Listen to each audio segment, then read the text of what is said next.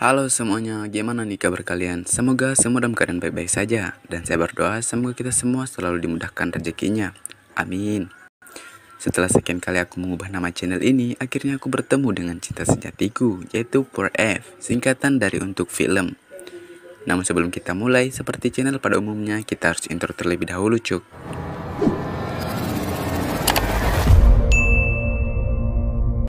Dan untuk kesempatan kali ini, saya akan membahas tentang alur cerita sebuah film yang berjudul Visit. Film ini menceritakan tentang beberapa pemuda yang terjebak dalam sebuah rumah kematian. Oke, sediakan kopi dan cemilan. Jangan lupa membakar sebatang rokok agar hidup ini makin abdul, dan rokoknya harus rokok kelas agar hidup ini makin berkelas. Di awal film ini, kita diperlihatkan seorang wanita yang sedang memetik bunga. Kita sebut saja dia Surti. Dan terlihat dua pasangan kekasih yang sedang tiduran di bawah sebuah pohon, dan sepertinya mereka ini habis melakukan penggencerotan. Kita sebut saja pria itu Jono dan juga wanita itu Julie. Lalu Surti terlihat mendekati seorang pria dan langsung mencipoknya. Tai. Ternyata ini adalah kekasih Surti. Sebut saja dia Udin. Saat Udin sedang menikmati tato Surti yang bergambarkan tato lumba-lumba, tiba-tiba datanglah Jono. Lalu Jono menyelinap di antara Udin dan juga Surti yang sedang menikmati surga dunia. Orang seperti ini rasanya aku tenggelamkan saja di Samudra Pasifik. Setelah itu datang pula kekasihnya Jono yaitu Julie. Dan mereka berempat ini adalah sahabat baik. Terlihat mereka ini sedang beristirahat di bawah sebuah pohon yang rindang untuk mengumpulkan tenaga sebelum melanjutkan perjalanan. Setelah tenaga sudah terkumpulkan kembali, mereka pun memasukkan barang-barang mereka ke dalam bagasi mobil. Namun tiba-tiba Julie terlihat memasukkan sesuatu ke dalam sepatunya Surti. Dan entah apakah itu. Lalu mereka pun melanjutkan perjalanan. Di perjalanan terlihat mobil mereka berhenti di sebuah pom bensin untuk mengisi bensin mobil mereka. Dan terlihat Udin turun dari mobil bersama kekasihnya yaitu Surti. Dan saat Udin sedang mengisi bensin, terlihat Surti memberikan uang pada seseorang. Aku bisa tebak, Mbak Surti adalah pengkhianat. So tau loh, Surti itu mau sewa kamar kecil. Dan di jalan terlihat seorang wanita yang mendekati Udin yang sedang mengisi bensin. Lalu wanita itu menyapa Udin dan meminta tumpangan pada Udin. Dan Udin pun mengizinkan wanita itu untuk ikut bersama mereka. Setelah itu datanglah Surti yang dari kamar kecil tadi. Dan wanita itu pun langsung mengajak Surti untuk berkenalan. Setelah itu mereka pun melanjutkan perjalanan. Saat dalam perjalanan terlihat Udin mengarahkan kaca mobil ke arah wanita misterius itu. Dan sepertinya ini membuat Surti cemburu.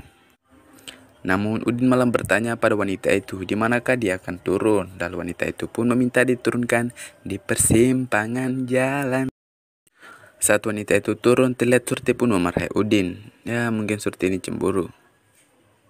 Saat Surti sedang memarahi Udin, tiba-tiba wanita itu muncul di hadapan mereka dan langsung menyemprotkan gas ke dalam mobil mereka. Dan mereka berempat pun pingsan. Lalu saat mereka tersadar, tiba-tiba mereka sudah berada di sebuah tempat dengan tangan yang terikat dan terlihat sebuah benda berbentuk selang menancap di leher mereka. Dan ternyata di dalam sana sudah terdapat 5 orang lainnya yang disekap lebih dulu. Kita sebut saja mereka Purnomo, Tisna, Puput, dan juga Rojak serta Pipit. Dan tiba-tiba Purnomo langsung mengambil sebuah tang dan langsung mencabut kukunya Julie yang sedang terikat bersama Jono dan juga dua sahabatnya yang lain. Lalu Jono pun yang tidak terima akan hal itu, dia pun terlihat memberontak dan melepaskan tali ikatan itu dan langsung memukuli Purnomo. Dan di sini terjadilah adegan baku hantam yang sangat menegangkan. Untungnya Udin dan Tisna serta yang lain berhasil melerai pertarungan tersebut. Pertarungan pun dihentikan. Lalu Tisna pun mengajak mereka semua ke ruang tengah tempat tersebut agar mereka mengetahui apa yang harus mereka lakukan jika ingin keluar dari tempat tersebut. Setibanya mereka di ruang tengah, terlihat sebuah TV dan di dalam TV tersebut terdapat seorang wanita yang sedang memberikan mereka instruksi agar menyelesaikan tantangan yang disediakan jika mereka ingin keluar dari tempat tersebut. Dan kalian tahu nggak tantangannya apa? Jadi tantangannya itu mereka harus menyiksa diri mereka sendiri agar volume timernya 100%. Mendengar hal itu mereka pun terkejut dan sangat ketakutan. Sedangkan Rojak yang tidak mau melakukan tantangan itu, dia pun memilih untuk mencabut selang yang sedang menancap di lehernya. Lalu mereka pun terkejut saat melihat Rojak mati mendadak. Di sini mereka kembali memilih siapa yang pertama kali harus disiksa agar volume timernya bertambah. Karena Purnomo yang pernah melukai Julie, mereka pun memilih Purnomo untuk disiksa pertama kali. Lalu Purnomo pun dipukuli oleh mereka semua.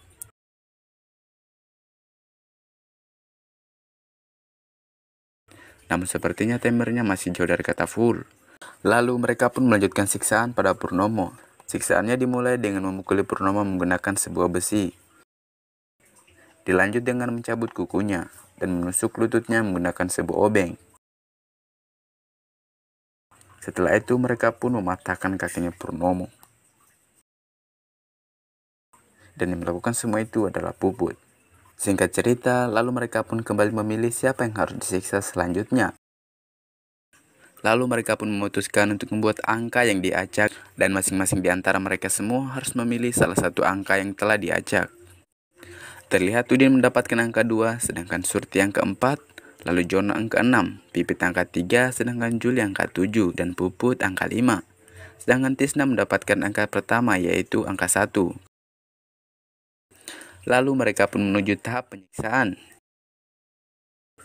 Seperti yang dilihat, Tisna akan menjadi korban kedua setelah Purnomo karena dia mendapatkan angka pertama. Dengan rasa takut dan was-was, Tisna pun pasrah untuk disiksa. Siksaan di awal dia menempelkan setrika panas di atas perutnya Tisna. Setelah itu, 2 kuku Tisna pun dicabut.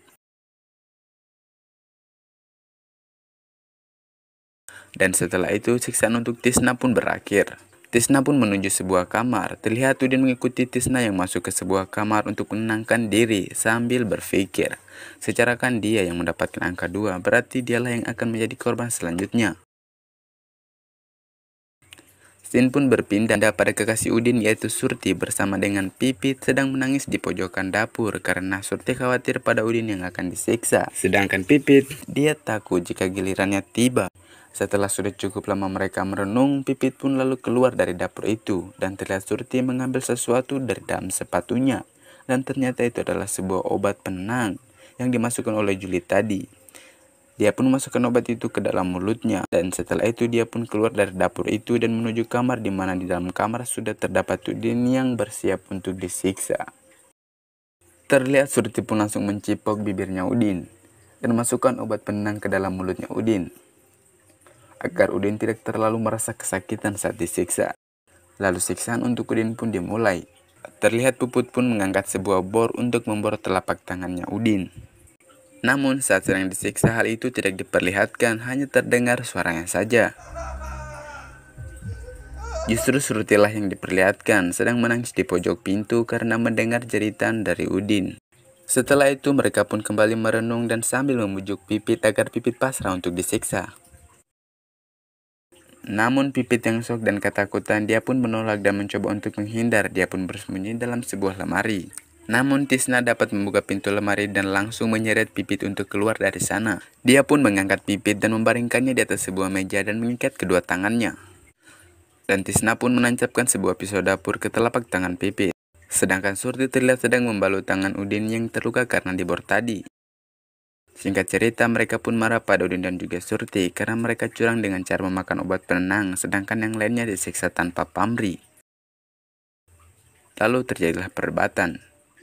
Hingga akhirnya Jono pun langsung menonjok Puput hingga Puput pingsan dan tak sadarkan diri.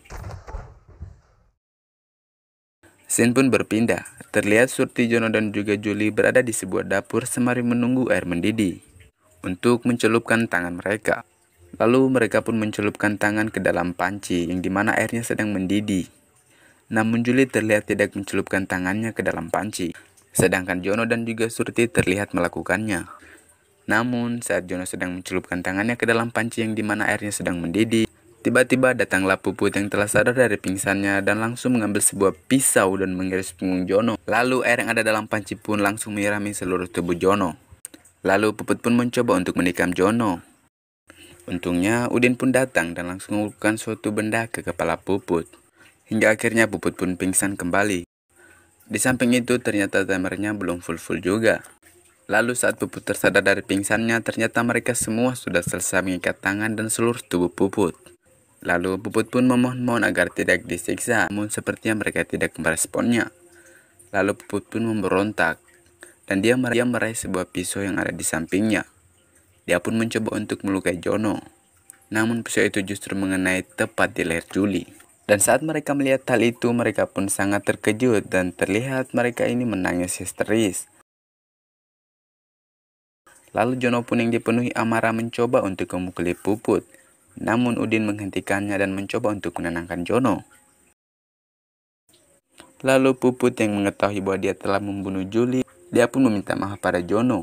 Namun sepertinya emosi Jono sudah menggebu-gebu. Mereka pun menyiksa Puput tanpa belas kasih. Terlihat Udin menekan mulut Puput menggunakan sebuah besi. Lalu Jono memukul dagu Puput menggunakan kunci Inggris. Lalu besi yang ditekan ke mulut Puput tadi oleh Udin dipukul oleh Jono dan itu membuat semua gigi Puput rontok. Setelah itu siksaan dilanjutkan dengan menggesekkan parutan ke bawah Puput. Lalu bekas luka dari parutan itu disiram menggunakan air keras. Dan itu membuat Puput pingsan kesekian kalinya dan tak sadarkan diri.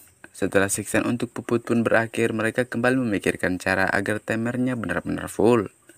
Dan mereka memilih untuk saling memukuli satu sama lain agar timernya full. Terlihat Jono pun memukuli Udin, dilanjut memukuli Tisna dan Pipit.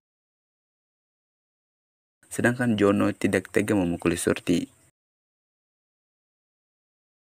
Dan Jono pun meminta agar Udin memukulinya saja. Setelah Jono dipukuli berkali-kali, terdengar suara seorang wanita yang ada di dalam TV tadi. Lalu wanita itu memberitahu mereka bahwa mereka telah berhasil menyelesaikan rintangan-rintangan yang ada. Lalu mereka pun dengan lega mendengar itu langsung keluar dari tempat tersebut. Terlihat Pipit lebih dulu keluar. Setelah itu disusul Tisna. Ternyata Udin dan Jono masih peduli pada Puput yang mendekati sakaratul maut ini. Mereka pun mengeluarkan Puput dari tempat tersebut. Setelah itu disusul oleh mayat Juli dan diikuti oleh Jono. Namun setelah Jono berada di luar, Udin dan Surti pun mendengar suara Jono berteriak-teriak. Lalu Surti pun meminta agar Udin keluar terlebih dulu agar Udin dapat membantu Jono di luar sana. Dan saat Udin tiba di luar, dia mendapati semua orang yang bersama mereka tadi telah tewas dibunuh oleh Tisna, terkecuali Jono. Lalu Jono pun ditikam oleh Tisna. Terlihat Udin mencoba untuk menyelamatkan Jono. Namun Jono justru meminta agar Udin menghentikan Tisna. Scene pun berpindah pada Surti yang masih berada di dalam ruangan tersebut. Lalu Surti pun mencoba untuk menyelamatkan Purnomo yang sudah mendekati sakaratul mautnya. Lalu saat Surti sedang membantu Purnomo, tiba-tiba timernya kembali ke angka 87% dan Surti pun terlihat panik dan ketakutan. Lalu dia pun langsung menyiksa dirinya sendiri agar timernya kembali angka 100%. Dia lalu menjepitkan tangannya di pintu lemari dapur dan menghentaknya berkali-kali. Dilanjut dengan menyirami tangannya yang terbakar karena dicelup ke air panas tadi menggunakan cuka. Setelah itu dia menyalakan setrum dan langsung menyetrum dirinya sendiri. Setelah itu dia pun lanjut memaku tangannya berkali-kali. Hingga akhirnya timernya kembali 100%. Scene pun kembali kepada Udin yang sedang mencoba untuk menenangkan Tisna. Namun justru Tisna menekan tombol enter yang ada pada komputer. Yang dimana komputer itu adalah alat yang mengendalikan benda-benda yang menancap di leher mereka. Dan apa yang terjadi, telinga mereka pun berdengung. Hingga akhirnya Jono dan Surti pun tewas. Sedangkan Udin dia masih bisa bertahan. Dia lalu mengalahkan Tisna dan langsung menikamnya.